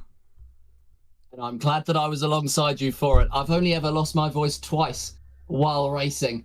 Or while commentating even. It was my first ever race commentating in WOR so very long ago in Australia at the start of season 18. And now it's so fitting that we are here in World Legacy or World Online Racing Legacy Division, the top division on the console end. And somehow that has topped anything I've ever seen. So I'm completely inclined to agree with you. That was something special. Something special indeed. I cannot fathom what we have witnessed here tonight. I am absolutely gobsmacked beyond belief. I am so disappointed I did not unmute my mic at the point of doing that bit of commentary at the end. But at the same time, I'm glad that the people of this world did not have to hear me lose my voice about 500 million times to try and grasp what was going on. Thank God we have got a week break next week, because we need time to recover from that Mexican Grand Prix, and I think plenty of drivers out there just need to understand what the hell went on for 36 laps of just non-stop fabulous racing. We are taking the week break, as I said, before we head over to Canada for the sprint race, and it will be the penultimate sprint race of the season. Wow, the season's absolutely flying, isn't it? It started September 17th or February 18th. Our next race, round number 17 of 24. 7 rounds to go before we get to take a trip over to Texas, and then it's Japan, Hungary, Britain for the final sprint race, and then Austria, Italy, rounding off at the Circuit de Spa-Francorchamps in Belgium on April 22nd. What a race that is, Legacy Division, at its absolute finest. Thank you very much for watching, and we will be back in a couple of weeks' time, as I said, for the Canadian Grand Prix. From me, Kotskis, and the rest of the WOR team, to all of you, all 186 of you at one point tonight, thank you very much for watching, and we'll see you next time in Canada. Bye-bye for now.